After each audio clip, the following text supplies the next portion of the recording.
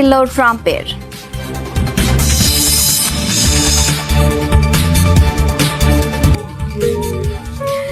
গাজায় শান্তি প্রতিষ্ঠায় বোর্ড অব পিস নিয়ে তৈরি হচ্ছে একের পর এক বিতর্ক।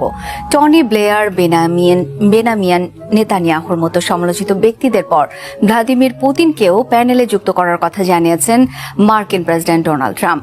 যদিও এই বিষয়ে এখনও কিছু জানায়নি মস্কো। গাজার বোর্ড অব পিসে অন্তর্ভুক্তির কথা নিশ্চিত করেছে তুরস্ক, কাতার, সৌদি আরব সহ 9 মুসলিম দেশ।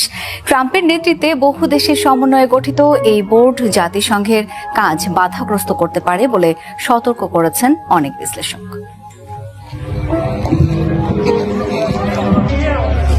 মার্কিন প্রেসিডেন্ট ডোনাল্ড ট্রাম্পের আমন্ত্রণে সাড়া দিয়ে গাজার বোর্ড অব পিসে যুক্ত হয়েছে 9 মুসলিম দেশ। প্যানেলে অন্তর্ভুক্তি নিশ্চিত করেছে পাকিস্তান, মিশর, জর্ডান, সংযুক্ত আরব আমিরাত, ইন্দোনেশিয়া, তুরস্ক, কাতার, সৌদি আরব ও কুয়েত।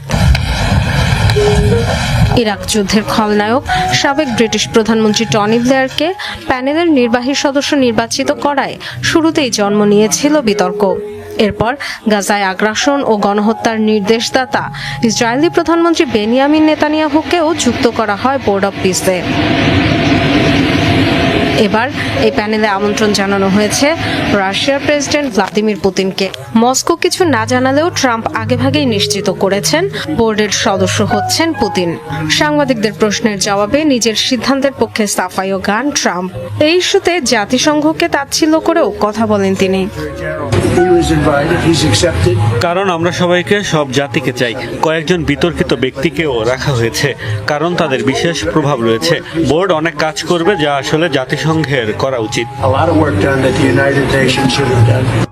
এমন একটি বোর্ড জাতিসংঘের ভূমিকাকে অবমূল্যায়ন করবে বলে মনে করছেন অনেক বিশ্লেষক। এক্স হ্যান্ডেলে দেয়া বার্তায় খোদ মহাসচিব অ্যান্তোনিও গুতেরেস বলেন, নেতারা যদি আন্তর্জাতিক আইন উপেক্ষা করে বিশেষ কোনো নিয়ম বেছে নেন তাহলে বৈশ্বিক ব্যবস্থা দুর্বল হয়ে পড়ে। এমন দৃষ্টান্ত বিপজ্জনক। তবে বোর্ড অব পিসের কার্যক্রম নিয়ে এখনই মন্তব্যের সুযোগ নেই বলে মত জাতিসংঘের মুখপাত্র ফারহান হকের। Regional organizations, defense alliances and others that have coexisted. 80 বছরের বেশি সময় ধরে নানা ধরনের আঞ্চলিক সংগঠন, প্রতিরক্ষা জোট ও অন্যান্য সংস্থা জাতিসংঘের পাশাপাশি কাজ করে আসছে। বোর্ড অব পিস কি করবে তা নিয়ে বলার জন্য অপেক্ষা করতে হবে। The Board of Peace is strictly for the work on Gaza. গাজায় শান্তি প্রতিষ্ঠায় ডোনাল্ড ট্রাম্পের 20 দফা পরিকল্পনার অংশ এই বোর্ড অব পিস। গত নভেম্বরে এই প্যানেল গঠনে অনুমোদন দিয়েছিল জাতিসংঘের নিরাপত্তা পরিষদ। ডরথি দাস্টার বোর্ড অব পিসে আমন্ত্রণ পাওয়ার কথা নিশ্চিত করেছেন রাশিয়ার প্রেসিডেন্ট ভ্লাদিমির পুতিন। তবে যুক্ত হওয়ার বিষয়ে কিছু বলেননি। পুতিন জানান, গাজা পুনর্গঠনে আন্তর্জাতিক প্যানেলকে $1 বিলিয়ন দিতে প্রস্তুত আছে রাশিয়া। তবে তা যুক্তরাষ্ট্রে জব্দকৃত রুশ সম্পদ থেকে দিতে চান। যুক্তরাষ্ট্রের প্রেসিডেন্ট ডোনাল্ড ট্রাম্পের তৈরি আন্তর্জাতিক শান্তি কাউন্সিলে যোগদানের জন্য ব্যক্তিগত আমন্ত্রণ পেয়েছি। ফিলিস্তিনি জনগণের সাথে বিশেষ সম্পর্কের জেরে আমরা পিস কাউন্সিলকে জব্দকৃত সম্পদ থেকে $1 বিলিয়ন দিতে পারি, যা আগের মার্কিন প্রশাসন আটকে রেখেছিল। জব্দ থাকা বাকি অর্থ রাশিয়া ইউক্রেন যুদ্ধে ক্ষতিগ্রস্ত অঞ্চল পুনর্গঠনে ব্যবহার করা যেতে পারে। $1 মিলিয়ন গ্রিনল্যান্ড ইস্যুতে হঠাৎ করে সুর নরম করলেন মার্কিন প্রেসিডেন্ট ডোনাল্ড ট্রাম্প। জানালেন, গ্রিনল্যান্ডে সামরিক শক্তির প্রয়োগ করবে না ওয়াশিংটন। ন্যাটোর সাথে সমঝোতার ভিত্তিতে দ্বীপটির ভবিষ্যৎ নিয়ে চূড়ান্ত করেছেন একটি ফ্রেমওয়ার্ক। এবার আবার গ্রিনল্যান্ড ইস্যুতে ইউরোপে শুল্ক আরোপের সিদ্ধান্ত থেকেও পিছু হটেছেন মার্কিন প্রেসিডেন্ট। কয়েকদিনে চরম উত্তেজনার পর যেন স্বস্তি ফিরছে ইউরোপে।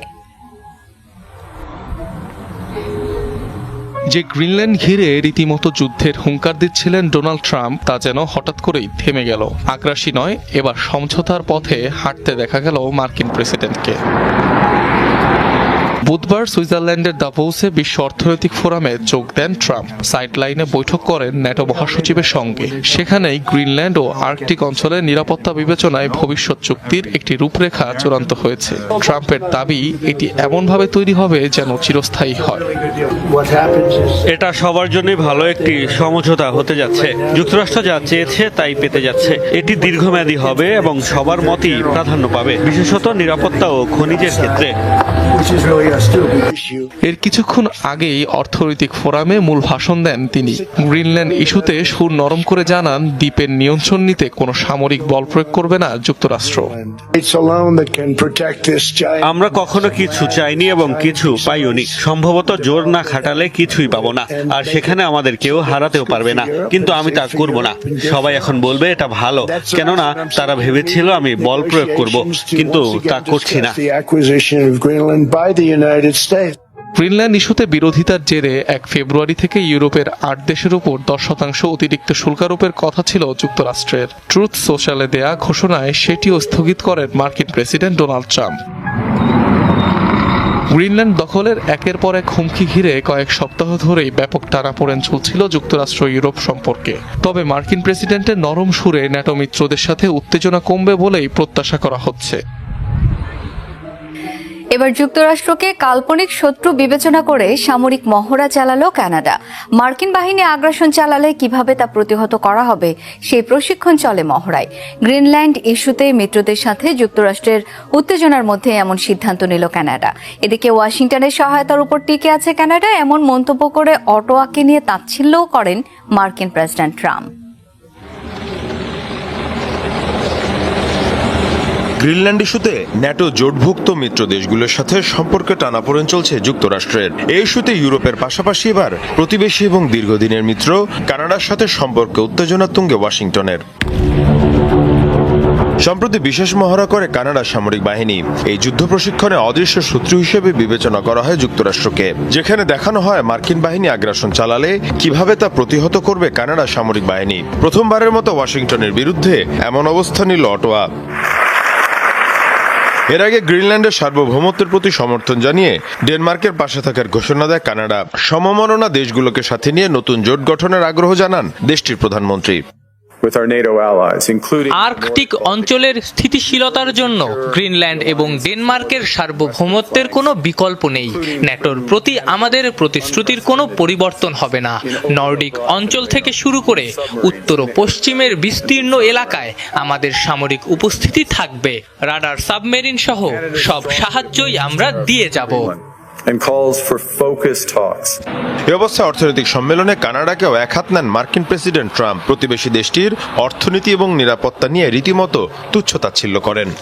Cold and poorly located. Canada আমাদের কাছ থেকে অনেক সুযোগ সুবিধা নিয়ে থাকে, আমাদের কারণেই তারা বেঁচে আছে, কিন্তু এটা নিয়ে তারা বিন্দুমাত্র কৃতজ্ঞতা দেখায় না। আমি কানাডার প্রধানমন্ত্রীকে এটা নিয়ে সতর্ক করলাম। What we have given them for. এর আগেও কানাডার সাথে বিবাদে জড়ান ট্রাম্প। ক্ষমতা এসে এই দেশটির ওপর 25% অতিরিক্ত শুল্কারোপের ঘোষণা দেন। এমনকি কানাডাকে যুক্তরাষ্ট্রের 51তম অঙ্গরাজ্য বানানোর মতো উদ্ধত মন্তব্য করেন তিনি। ডোনাল্ড ট্রাম্পের কথা মার্কিন গণমাধ্যম CNN এর ফ্যাক্ট চেক বলছে, যুক্তরাষ্ট্রের প্রেসিডেন্ট হিসেবে দ্বিতীয় মেয়াদে দায়িত্ব নেয়ার পর প্রথম 1 বছরে অগণিত ভুল তথ্য দিয়েছেন তিনি। অকপটে বলে গেছেন নানান মিথ্যা কথা। দেশের অর্থনীতি নিয়ে দিয়েছেন একের পর এক মন গড়া তথ্য। আন্তর্জাতিক রাজনীতিতে নিজের প্রভাব প্রমাণেও মিথ্যের বেশাতি গেয়েছেন Trump. Please raise your right hand and repeat after me. দ্বিতীয় দফায় হোয়াইট হাউসে ফেরার 1 বছর পূর্ণ করে ফেলেছেন ডোনাল্ড ট্রাম্প। একের পর এক বিতর্কিত কর্মকাণ্ডের জেরে মার্কিন প্রেসিডেন্ট বছর জুড়ে ছিলেন আলোচনায়। মিথ্যে বলার কুখ্যাতি আছে তার। ভুল তথ্য উপস্থাপন আর অসত্য বলা অব্যাহত ছিল 2025 সালেও। We hope they come out tonight, frankly. মার্কিন সংবাদ মাধ্যম CNN এর ফ্যাক্ট চেক বলছে, গত 1 বছরে অগণিত মিথ্যা বলেছেন ট্রাম্প। অর্থনীতি থেকে শুরু করে বিশ্ব রাজনীতি, মোটামুটি প্রতিটি ক্ষেত্রেই রয়েছে তার মনগড়া তথ্য দেওয়ার নজির। Effectively be charging a 25% tariff. মার্কিনীদের কাছে নিজেকে সফল প্রেসিডেন্ট হিসেবে জাহির করতে 2025 সালে যুক্তরাষ্ট্রে $18 ট্রিলিয়ন বেশি বিনিয়োগ আনার দাবি করেন ট্রাম্প। অথচ হোয়াইট হাউসের ওয়েবসাইট বলছে গত বছর 10 ট্রিলিয়নও বিনিয়োগ আসেনি দেশটিতে। ট্রাম্প ওষুধসহ সব পণ্যের দাম কমেছে বললেও CNN বলছে বাজার পরিস্থিতি বিবেচনায় সেটি ডাহা মিথ্যা। বিভিন্ন দেশের উপর বাড়তি শুল্ক আরোপ করে বিশ্বে রীতিমতো বাণিজ্য যুদ্ধ শুরু করেছিলেন ট্রাম্প। মার্কিনীদের শান্ত রাখতে দাবি করেন শুল্ক দিবে বিদেশি কোম্পানিগুলো। তবে বাস্তবতা বলছে শুল্কের অর্থ পরিশোধ করতে হয় মার্কিন আমদানিকারকদের। আন্তর্জাতিক কূটনীতি নিয়েও কম মিথ্যে বলেননি ট্রাম্প। বরাবরই 8টি যুদ্ধ বন্ধে কৃতিত্বের জন্য নোবেল শান্তি পুরস্কার চেয়েছেন তিনি, যার মধ্যে ইথিওপিয়া মিশরের মধ্যে সংঘাত বন্ধের দাবিও রয়েছে। অথচ কূটনৈতিক উত্তেজনা থাকলেও এই দুই দেশের মধ্যে গত বছর কোনো যুদ্ধই বাধেনি। এমনকি রাশিয়ার সাথে ইউক্রেনই আগে যুদ্ধ শুরু করেছে এমন কথাও বলতে শোনা গেছে ট্রাম্পকে। অভিবাসন ইস্যুতে কঠোর অবস্থানে সাফাই গাইতে অনেকবারই রিপাবলিকান এই নেতা দাবি করেন বিভিন্ন দেশ কারাগার উন্মুক্ত করে কয়েদিদের পাঠাচ্ছে যুক্তরাষ্ট্রে, যদিও এই মনগড়া বক্তব্যের পক্ষে কখনোই কোনো তথ্য প্রমাণ দেননি তিনি। মোস্তফা ভেনেজুয়েলা অভিযানের রহস্যময় অস্ত্র ব্যবহার করেছে যুক্তরাষ্ট্র। এতদিন বিভিন্ন গণমাধ্যমে প্রকাশ পেলেও এবার খোদ ডোনাল্ড ট্রাম্পই সনিক ওয়েপন ব্যবহারের কথা স্বীকার করেছেন। যদিও এসব অস্ত্রের বিস্তারিত তথ্য দিতে অস্বীকৃতি জানিয়েছেন তিনি। অস্ত্র বিশেষজ্ঞদের মতে সনিক ওয়েপন মূলত তীব্র শব্দ তরঙ্গ ব্যবহারের মাধ্যমে প্রতিপক্ষকে শারীরিকভাবে অক্ষম করে দিতে সক্ষম। রীতিমতো বিনা বাধায় ভেনেজুয়েলায় অভিযান চালিয়ে বেডরুম থেকে প্রেসিডেন্ট নিকোলাস মাদুরো ও তার স্ত্রীকে তুলে নিয়ে আসে যুক্তরাষ্ট্র। এক রাতে সেই তাণ্ডবে প্রাণ গেছে শতাধিক মানুষের। মাদুরো দেহরক্ষীরাও কোনো প্রতিরোধ গড়ে তুলতে না পারায় 150 যুদ্ধযানের নাটকীয় ওই অভিযানে কি অস্ত্র ব্যবহার করেছে মার্কিন সেনারা তা নিয়ে রয়েছে নানা জল্পনা। রহস্য আরও বাড়ে মাদুরোর দেহরক্ষী দাবি করা এক ব্যক্তির সাক্ষাৎকার ঘিরে। অভিযানে মার্কিন সেনারা রহস্যময় অস্ত্র ব্যবহার করেছেন বলে দাবি করেন তিনি। জানান সেই অস্ত্রের কারণে সবার নাক দিয়ে রক্ত পড়তে শুরু করে, কেউ কেউ করে রক্তবমিও। তার বর্ণনা থেকে ধারণা করা হয় ব্যবহার করা হয়েছিল সনিক উইপন বা শব্দাস্ত্র। এই সাক্ষাৎকার সামাজিক মাধ্যমে শেয়ার করে আলোচনা জমিয়ে তোলেন হোয়াইট হাউসের মুখপাত্র ক্যারোলিন লেভিট। এতদিন এই ইস্যুতে চুপ থাকলেও এবার মুখ খুলেছেন মার্কিন প্রেসিডেন্ট ডোনাল্ড ট্রাম্প। সংবাদ মাধ্যম নিউজ ন্যাশনকে দেয়া সাক্ষাৎকারে সনিক উইপন নিয়ে প্রশ্নের উত্তরে ট্রাম্প রহস্যময় অস্ত্র ব্যবহারের কথা স্বীকার করে নেন। তার দাবি, যুক্তরাষ্ট্রের কাছে এমন সব অস্ত্র রয়েছে যা সম্পর্কে বিশ্বের কারো কাছে তথ্যও নেই। কারোর এই অস্ত্র নেই। আমাদের এমন অস্ত্র আছে যা সম্পর্কে কেউই জানে না। এটি সম্পর্কে কথা না বলাই ভালো। তবে এইটুকু বলি, আমাদের অসাধারণ সব অস্ত্র রয়েছে। ভেনেজুয়েলার অভিযানও অসাধারণ ছিল। অস্ত্র বিশেষজ্ঞরা বলছেন শব্দাস্ত্র মূলত তীব্র শব্দ তরঙ্গ তড়িৎ চুম্বকীয় শক্তি ব্যবহার করে মানুষকে অক্ষম করে দেয়, তৈরি করতে পারে শারীরিক সমস্যাও। তবে বেশিরভাগ ক্ষেত্রে এসব অস্ত্র প্রাণঘাতী নয়। যুক্তরাষ্ট্র অবশ্য কী ধরনের শব্দাস্ত্র ব্যবহার করেছে তা নিয়ে রয়েছে ধোঁয়াশা। আইএস বন্দীদের সিরিয়া থেকে ইরাকে স্থানান্তর শুরু করেছে যুক্তরাষ্ট্র। এতদিন কুর্দি নিয়ন্ত্রিত কারাগারে বন্দী থাকা প্রায় 7,000 জনকে পাঠানো হবে ইরাকের কারাগারে।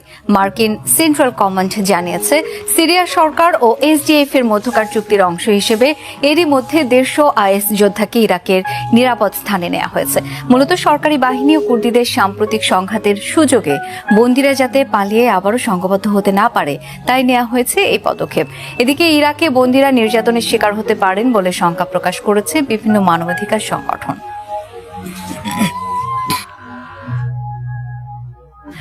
মৃত্যুর পর আলোচনায় সিরিয়ার ক্ষমতাচ্যুত প্রেসিডেন্ট বাশার আল আসাদের চাচা রিফাত আল আসাদ। তার বিরুদ্ধে 1982 সালে হামা শহরে মুসলিম ব্রাদারহুডের আন্দোলনে ব্যাপক হত্যাযজ্ঞ চালানোর অভিযোগ রয়েছে। ডাকনামই ছিল বুচার অব হামা বা হামার কসাই। ভাইয়ের বিরুদ্ধে বিদ্রোহের মাধ্যমে ক্ষমতা পাওয়ার চেষ্টা করেও ব্যর্থ হন। 3 যুগেরও বেশি সময় কাটান নির্বাসনে, এখনও তার বিচার চান অনেকে। সিরিয়ায় 70-এর দশকে হাফেজ আল আসাদের ক্ষমতা দখল থেকে শুরু করে একনায়ক হয়ে ওঠার পেছনে গুরুত্বপূর্ণ ভূমিকা ছিল ভাই রিফাত আল আসাদের। ক্ষমতাচ্যুত স্বৈরশাসক বাশার আল আসাদের চাচা সিরিয়ার ইতিহাসে এক বিতর্কিত নাম। 1982 সালে দেশটির হামা শহরে মুসলিম ব্রাদারহুড তীব্র আন্দোলন গড়ে তুললে নৃশংসভাবে তা দমন করেন রিফাত। গোটা শহরকেই পরিণত করেন ধ্বংসস্তূপে। 2021 সালের এক প্রতিবেদনে বলা হয়, সে সময় 40,000 মানুষকে হত্যা করা হয়, নিখোঁজ হন আরও 17,000। এই ভূমিকার জন্য বুচার অব হামা বা হামার কসাই নামে অর্জন করেন কুখ্যাতি। মৃত্যুর পরও কমেনি জনমানুষের ঘৃণা।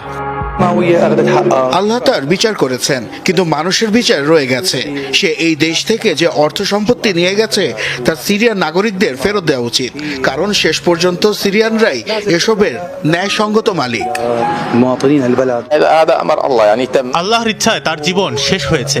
তার মৃত্যুতে মানুষ স্বস্তি পেয়েছে, কারণ সে তার জীবনে সিরিয়ানদের বিরুদ্ধে ভয়ঙ্কর হত্যাযজ্ঞ চালিয়েছে।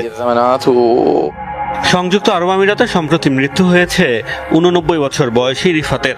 জীবদ্দশায় পরিবারের সাথে বিরোধে জড়িয়ে 3 যুগের বেশি সময় কাটিয়েছেন নির্বাসিত জীবন। 1983 সালে ভাই হাফেজ অসুস্থ হলে ক্ষমতা দখলের চেষ্টা করে ব্যর্থ হন। পরে তাকে পাঠানো হয় নির্বাসনে। 2000 সালে ভাতিজা বাশার আল আসাদের কাছে ক্ষমতা হস্তান্তরেও বিরোধিতা করেন তিনি। দীর্ঘ নির্বাসিত জীবন শেষে 2021 সালে বাশারের অনুমতিতে সিরিয়ায় ফিরেছিলেন রিফাত, কিন্তু ভাতিজার পতনের পর আবারও দেশ ছেড়ে পালাতে বাধ্য হন। সে সময় লেবানন হয়ে পাড়ি জমান সংযুক্ত আরব আমিরাতে।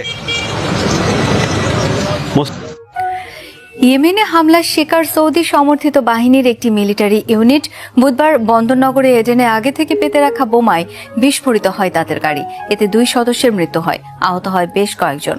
গাড়িবহরটি সৌদি সমর্থিত জায়ান্টস ব্রিগেডের সিনিয়র কমান্ডার হামদি শুক্রিকে নিয়ে শহরের উত্তরাঞ্চলে যাচ্ছিল।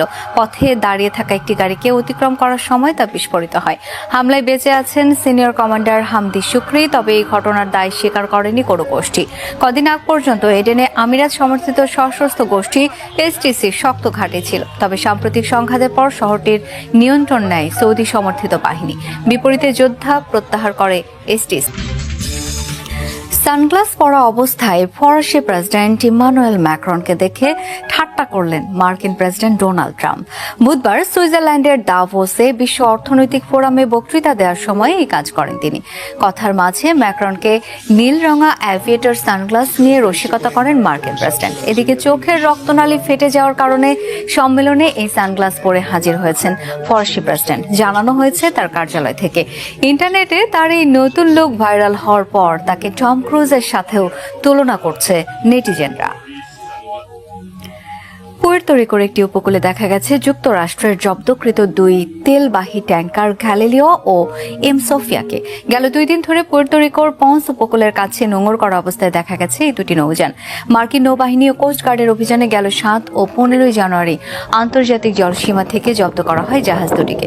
2টি জাহাজের বিরুদ্ধে নিষেধাজ্ঞা অমান্য করে অবৈধভাবে ভেনেজুয়েলা থেকে জ্বালানি পরিবহনের অভিযোগ আনে ওয়াশিংটন। আটক হওয়া ট্যাঙ্কার দুটি শ্যাডো ফ্লিট বা ছায়া বহরের অংশ হয়ে তেল পাচার করছিল বলে আরও দাবি জানায় যুক্তরাষ্ট্র। এখন থেকে স্পাইসি ক্রিস্পি পটাটা প্রাণ পটাটা একটি স্বনির্ভর বিস্কুট। গ্রিসে ভারী বর্ষণে আকস্মিক বন্যা হয়েছে। ডুবে গেছে এথেন্স সহ কয়েকটি শহরের বহু রাস্তাঘাট, ঘরবাড়ি ও ব্যবসা প্রতিষ্ঠান। প্রাকৃতিক এই দুর্যোগে অন্তত